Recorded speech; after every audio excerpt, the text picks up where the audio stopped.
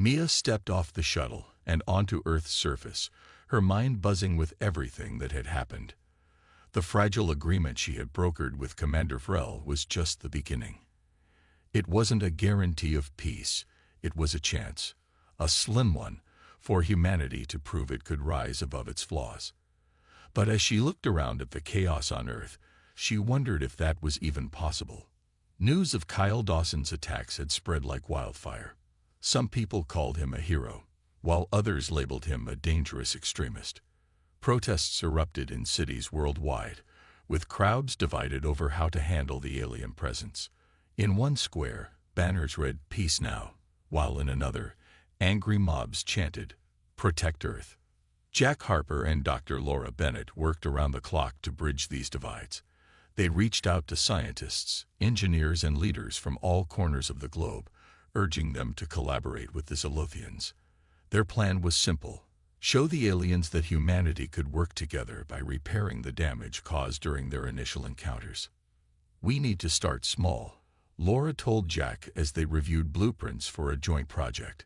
"If we can fix their drones or help improve Earth's energy systems, it'll prove we're serious about cooperation." Jack nodded, though his expression was grim. "It's a good idea, but time isn't on our side. Every day we delay gives Kyle more chances to ruin everything." And Kyle wasn't slowing down. Despite the growing backlash against him, he remained convinced that violence was the only language the aliens would understand. Hiding in an underground bunker, he plotted his next move. His resources were dwindling, but his determination burned brighter than ever. "They think they've won," he muttered to himself, staring at maps of alien activity. "But they're wrong. I'll make sure of it." Meanwhile, Mia joined General Paul Monroe in a high-stakes meeting with world leaders. She recounted her conversations with Commander Frel, emphasizing the importance of unity. "The aliens are watching us," she said. "Every decision we make matters. If we show division, they'll see us as a threat. If we show cooperation, we might actually have a future." Some leaders listened, agreeing to pool resources for the joint project with the Zolothians. Others resisted, fearing that collaboration would leave Earth vulnerable. The debate grew heated, with voices rising and tempers flaring. Amidst the turmoil, Laura and Jack made a breakthrough. Using data collected from the alien drones, they discovered a way to adapt Zolothian technology to stabilize Earth's power grids. It was a small step, but it symbolized what humans and aliens could achieve together. "This is it," Laura said, excitement lighting up her face. "If we can pull this off, it'll be proof that we're ready to work with them." Word of the project reached Commander Frel, who agreed to let a team of Zolothian engineers assist. For the first time, humans and aliens stood side by side, working toward a common goal. Tools hummed, machines whirred, and languages, both human and alien, merged into a strange symphony of progress. Even Mia found herself smiling as she watched the scene unfold. For a moment, it felt like anything was possible. But Kyle Dawson refused to let go of his anger. Watching footage of the cooperative effort, he sneered. "They're fools," he growled. "Playing nice won't save us when the aliens decide to strike." In his bunker, he pieced together a final plan, one designed to destroy not just the alien ship, but the fragile trust growing between the two species. He knew it was risky, but he didn't care. To him, survival meant doing whatever it took, no matter the cost. As night fell over Earth, the joint project continued under the glow of floodlights. Scientists exchanged ideas, engineers tested prototypes, and diplomats drafted agreements. Above them, the alien ship hovered silently, its crew observing every move. For now, hope lingered in the air. But beneath the surface, tension simmered. Kyle's shadow loomed large, a reminder that peace was still fragile, and that one wrong move could shatter everything. Mia stood face to face with Commander Frel, her heart pounding. The alien leader towered over her, his shimmering form both intimidating and mesmerizing. His eyes glowed faintly, studying her as if trying to see into her soul. She took a deep breath, reminding herself why she was there, to stop a war before it began. I know we've made mistakes, Mia continued, her voice steady despite her nerves. But not all humans are the same. Some of us want to learn from you, work with you. We're not perfect, but we're trying. Vrel tilted his head slightly, a gesture that might have been curiosity or confusion. Trying is not enough, he said, his translated words echoing in the chamber. Your kind has shown chaos. You fight among yourselves, destroy your own world, and now you attack strangers without cause. How can we believe you will change? Mia hesitated. She knew he was right. Earth's history wasn't something to be proud of. But she also knew humanity's potential. We've made terrible choices, she admitted.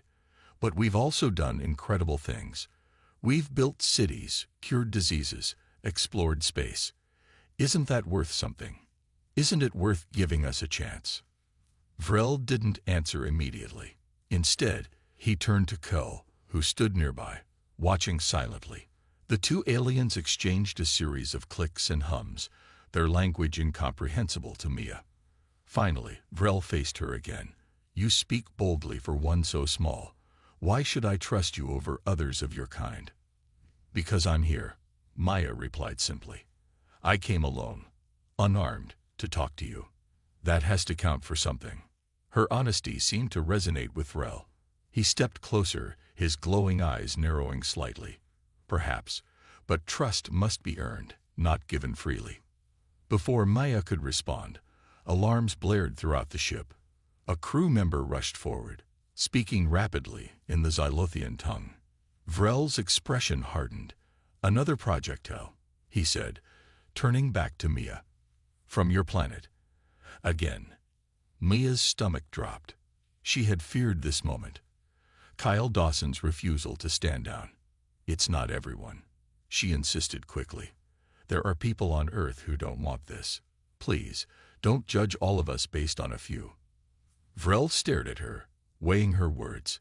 Then, instead of retaliating, he ordered his crew to raise the ship shields once more. The second missile exploded harmlessly against the barrier, just like the first. But the message was clear. Earth's divisions were a threat, even to itself. Back on Earth, Jack Harper and Dr. Laura Bennett scrambled to contain the fallout.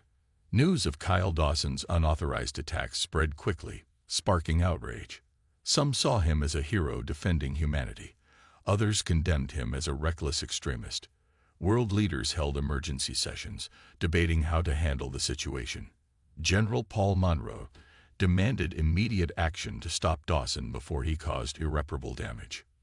We can't let him keep doing this, Monroe growled during a meeting. Every time he fires, he pushes the aliens closer to retaliation. Laura nodded, her face pale with worry. If they decide we're too dangerous to coexist with, they won't hesitate to act. And we won't survive that. Jack clenched his fists. Then we need to find him. Now. Meanwhile, Kyle Dawson remained undeterred. Hiding in an abandoned facility, he prepared for another strike.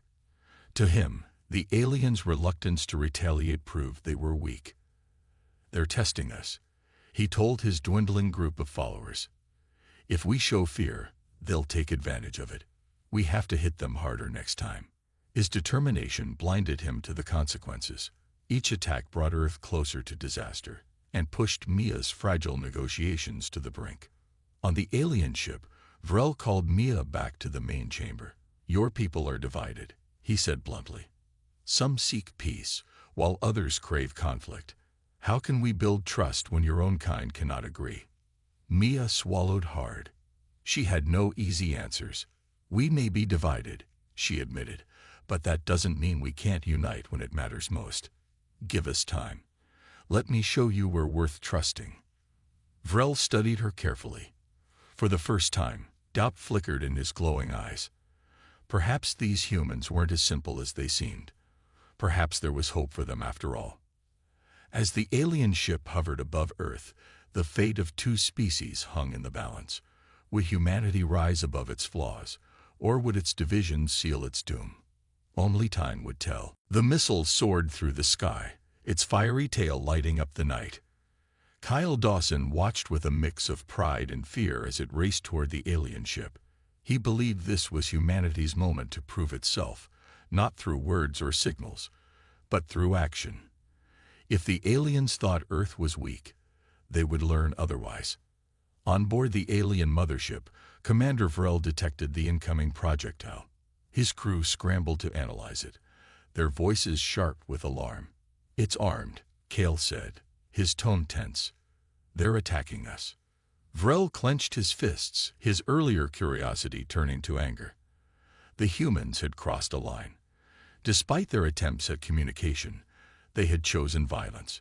He gave the order to activate the ship's defensive systems. A shimmering shield enveloped the vessel, glowing faintly as the missile struck. The impact was powerful, but the shield held firm, deflecting the blast into space. Mia Carter saw the explosion from her spacecraft. Her heart sank. She had been so close to making progress, to showing the aliens that humanity wasn't just chaos and destruction. Now, all her efforts seemed wasted. "No," she whispered, her voice trembling. "This isn't what we wanted." Rachel stared at the aftermath in stunned silence. "What do we do now?" she asked, her voice barely audible. Mia took a deep breath, forcing herself to stay calm. "We fix this. Somehow." Back on Earth, Jack Harper and Dr. Laura Bennett watched the events unfold in horror. The missile launch hadn't been authorized by any government. It was Kyle Dawson's rogue operation. General Paul Monroe was furious. "Who does he think he is?" he barked during an emergency meeting. "He's jeopardized everything." Laura shook her head, her face pale. "It doesn't matter who he is. What matters is how the aliens will react.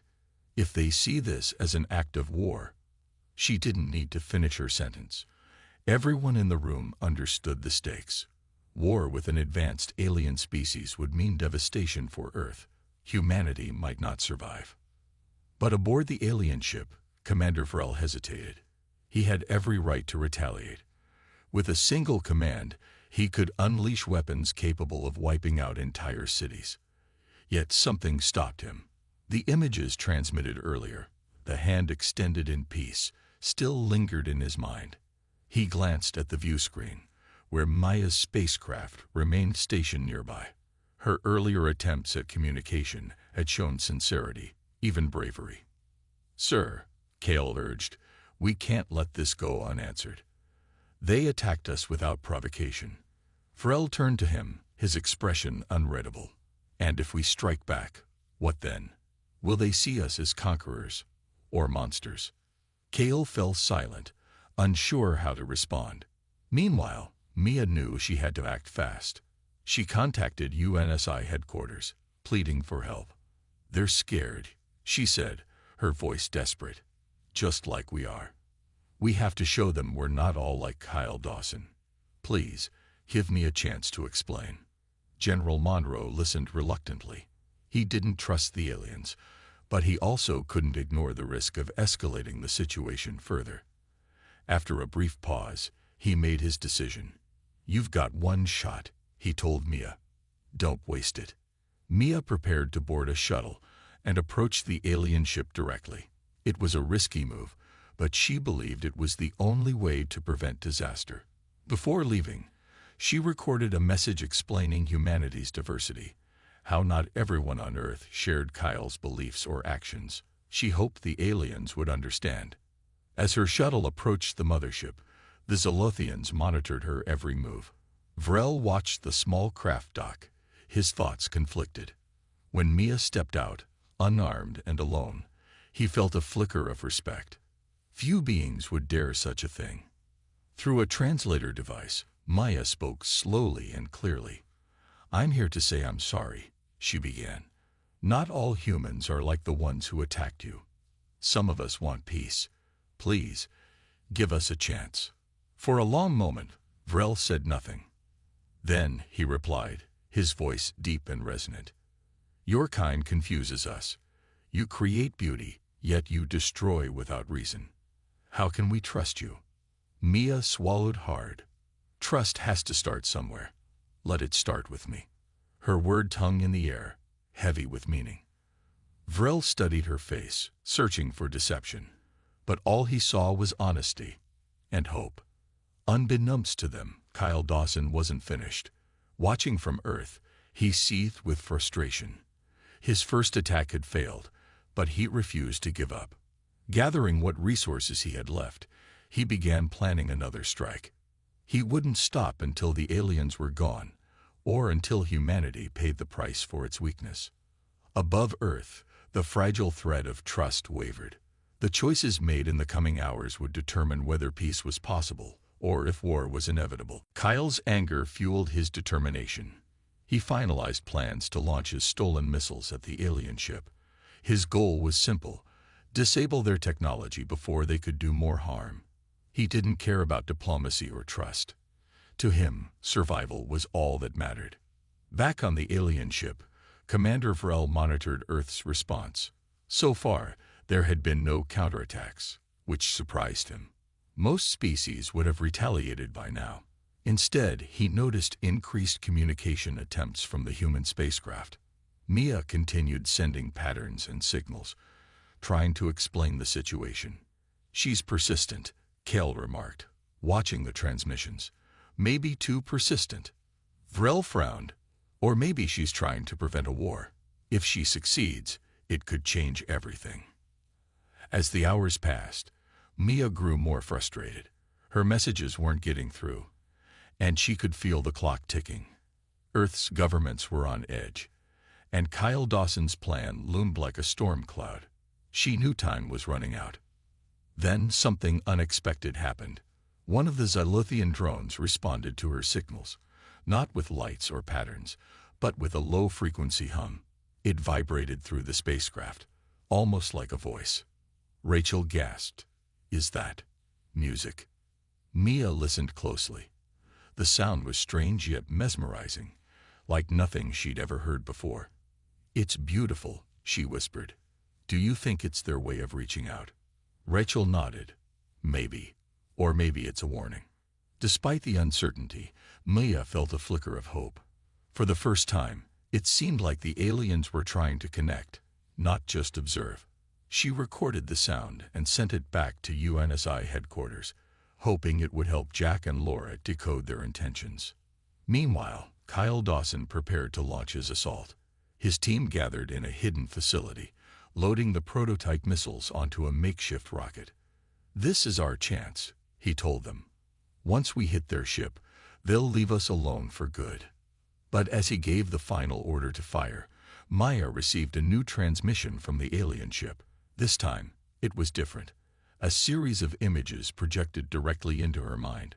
She saw glimpses of distant stars, strange worlds, and creatures unlike anything on Earth. And then, one image stood out, a hand extended in peace. Mia's heart raced. She realized the aliens weren't just curious.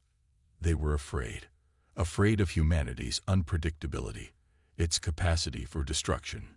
But they were also willing to listen. "Wait," Mia shouted into her communicator, hoping someone on Earth would hear her. "They're not attacking us. They're scared of us." Her words came too late. Kyle's missile streaked toward the alien ship, its fiery trail cutting through the darkness. All eyes turned upward, waiting to see what would happen next. The days dragged on, and the tension between humans and the Zilothians showed no signs of easing. Commander Vrel had grown more cautious after reviewing the data his crew collected about Earth. The information painted a confusing picture. Humanity was capable of great achievements, building cities, creating art, exploring space. But it was also deeply flawed. Wars, pollution, and endless conflict marked their history. To the Zilothians, Earth seemed like a planet teetering on the edge of chaos. Vrel decided to test humanity's reaction. He ordered a fleet of small drones to descend into Earth's atmosphere. These drones weren't armed, but they emitted powerful electromagnetic pulses that disrupted technology. Within minutes, cities across North America experienced blackouts. Phones stopped working, cars lost power, and even hospitals struggled to keep life support machines running. On Earth, panic spread quickly. People didn't know what was happening or why. Some thought it was an alien attack, while others believed it was a natural disaster. Jack Harper and Dr. Laura Bennett immediately suspected the Zolothians were behind it. "They're testing us," Laura said, her voice tight with worry. "But why?" General Paul Monroe wasted no time. He called an emergency meeting with world leaders to discuss how to respond. "If this is a show of force," he said, "we can't let them think we're weak. We need to act." Not everyone agreed. European leaders argued for restraint, urging patience until the situation became clearer. Asian coalitions, however, began preparing for the possibility of invasion. Troops were mobilized, and weapons systems were brought online. The world stood divided, unsure whether to fight or negotiate. Amidst the chaos, Mia Carter tried to maintain calm aboard her spacecraft. She knew the drone's actions hadn't caused permanent damage. They were designed to disable, not destroy. But she also understood how easily fear could spiral out of control. When she contacted UNSI headquarters, her message was clear. "We need to show them we're not a threat. If we retaliate, it'll only confirm their worst fears about us." Laura supported Mia's stance. "She's right," she told Jack. "If we strike back, they'll see us as aggressive. That's not who we are. Or at least, it doesn't have to be." But convincing others wasn't easy. Kyle Dawson and his group saw the blackouts as proof that the aliens were dangerous. "They're testing us," Kyle shouted during a meeting with his followers. "And if we don't fight back, they'll think we're weak. They'll take everything from us." Monroe rubbed his temples, feeling the weight of responsibility pressing down on him.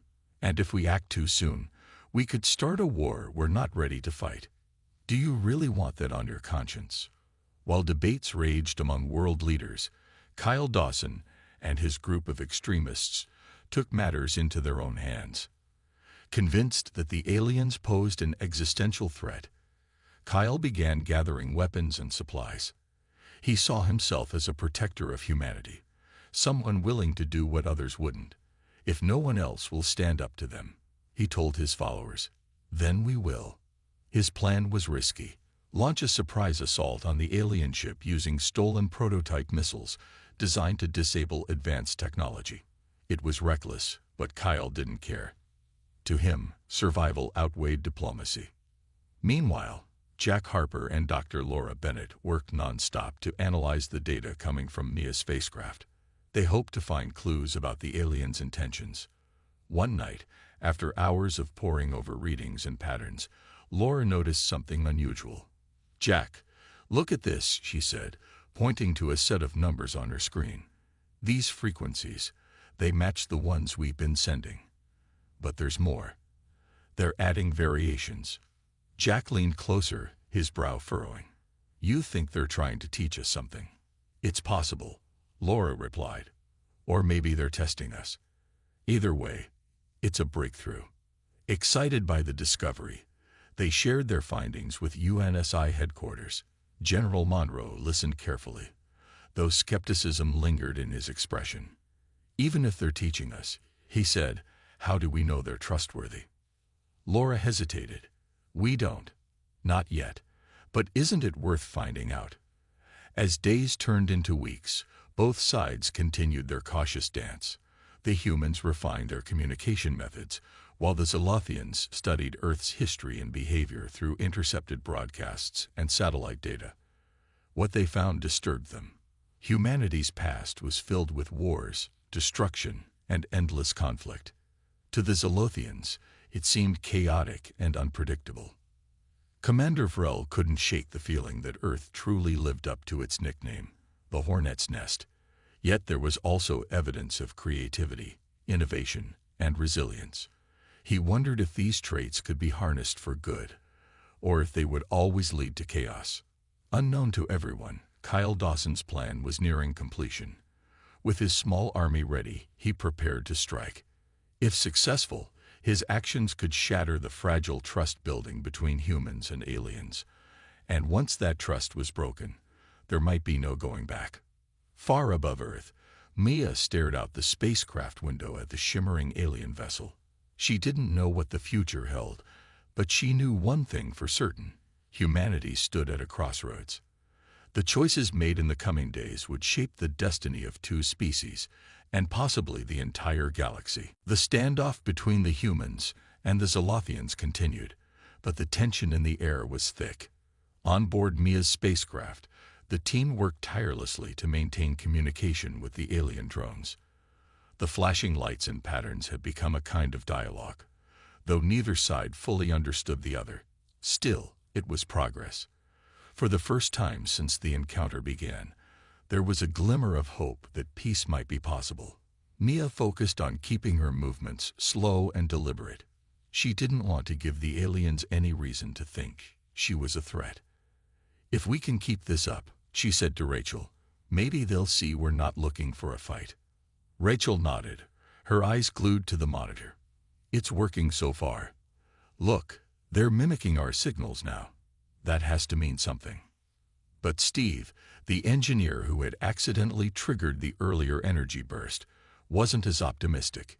He paced back and forth, muttering under his breath. "What if they're just buying time?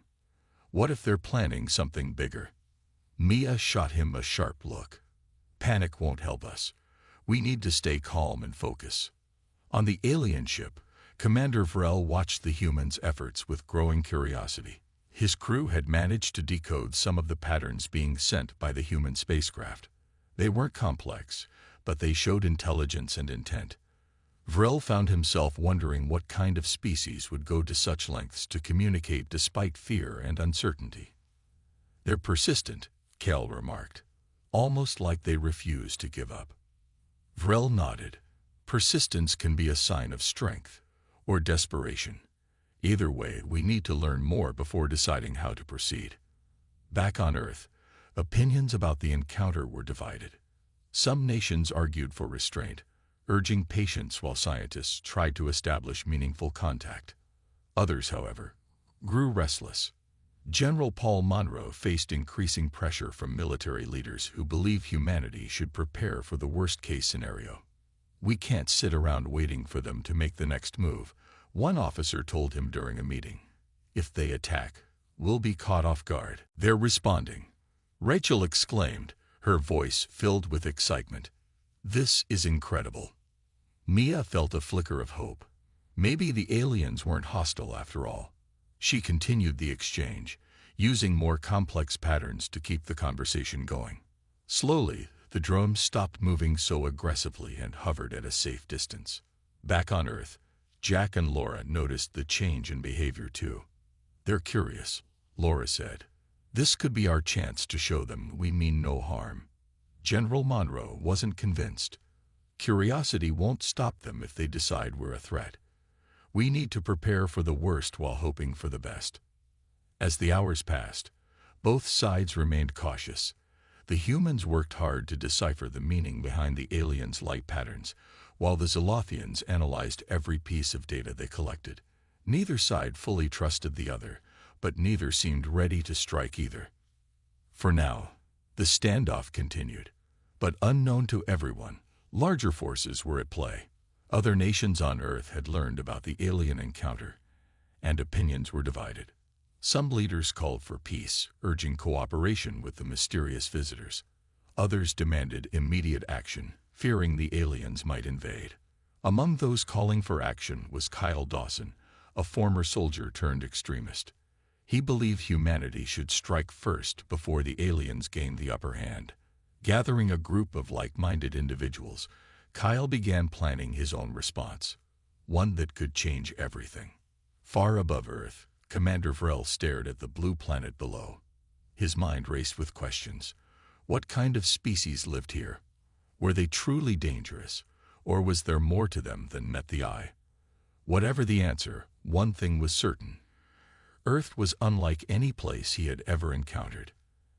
And its nickname, the Hornets' Nest, suddenly made a lot more sense. The drones released by the alien ship moved quickly, surrounding Mia's spacecraft. They didn't attack, but their presence was enough to make everyone uneasy. The small team inside felt like they were trapped in a cage made of light and metal. Mia gripped the controls tightly, her knuckles turning white. She knew one wrong move could make things worse. "Stay calm," she said, trying to sound confident even though her heart was racing. "We don't want to provoke them." Her words did little to comfort the engineers.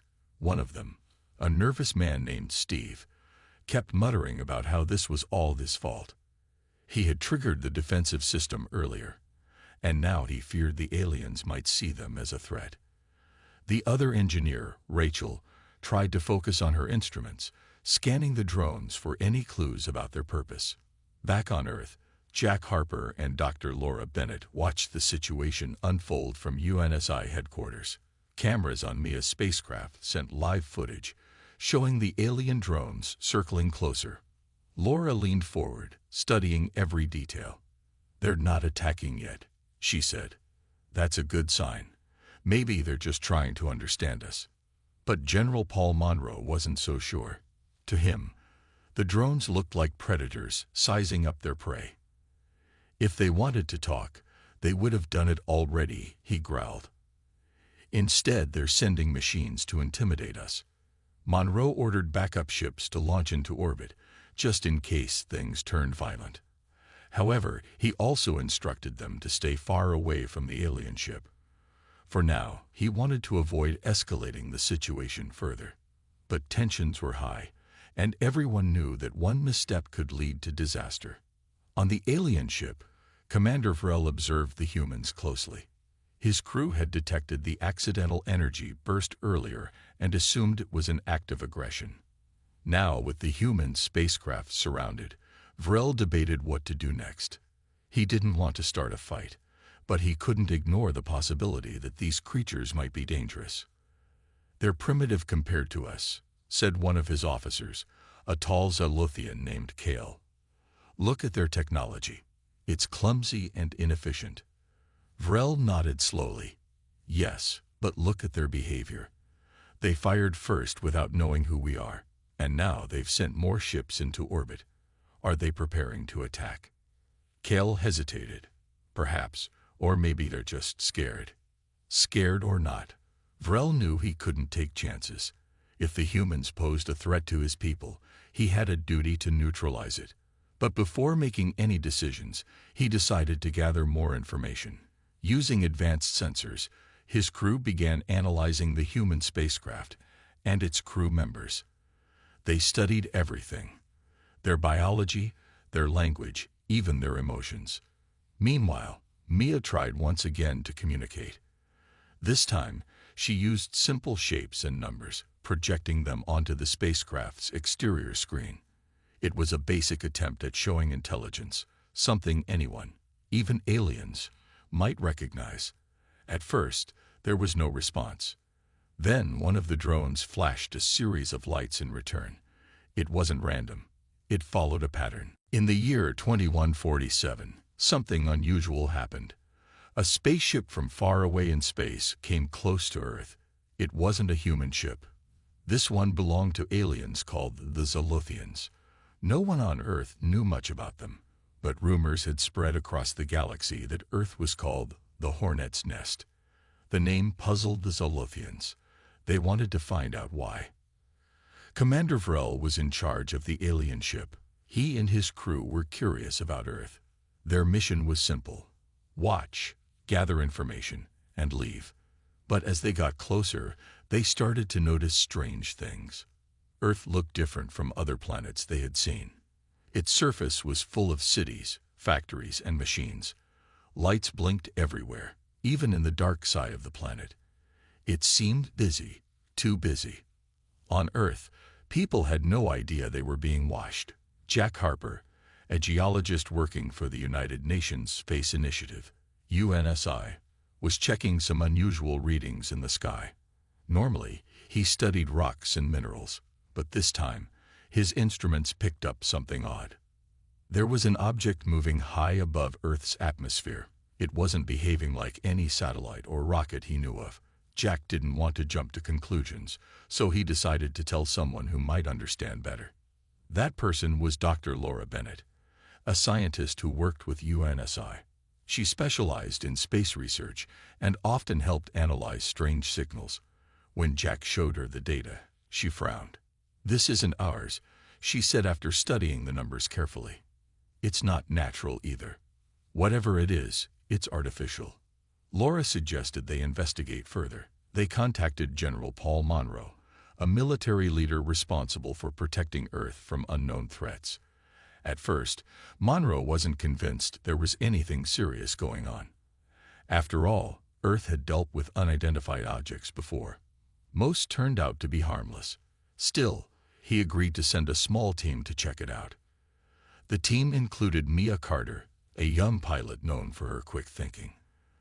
Though she was still new to such missions, her skills made her a good choice. Alongside her were two engineers tasked with collecting samples if needed. As their spacecraft approached the mysterious object, everyone felt tense. What would they find? Was it friendly or dangerous? When they finally saw the alien ship through their cameras, it looked nothing like anything humans had ever built. It shimmered faintly, almost like liquid metal, and floated silently without making any noise. The design was sleek and smooth, with no visible engines or weapons. Despite its beauty, it gave off an eerie feeling. Something about it felt alive. Mia tried to communicate by sending basic signals, flashes of light and mathematical patterns. These were meant to show that humans were intelligent beings capable of logic, but there was no response. The alien ship just hovered there, watching. Back at UNSI headquarters, Jack and Laura waited anxiously for news. They hoped the aliens would reply peacefully. However, things took a turn when one of the engineers accidentally triggered a defensive system. Without meaning to, the spacecraft fired a short burst of energy toward the alien ship. Though it caused no damage, the aliens reacted immediately. Their ship released smaller drones, which began circling the human craft. Panic spread among the team. Mia tried to calm everyone down while keeping communication attempts alive. Meanwhile, back on Earth, General Monroe prepared for the worst. If the aliens attacked, humanity would need to defend itself. But deep down, he wondered, had they just made a terrible mistake? Little did anyone know, this was only the beginning.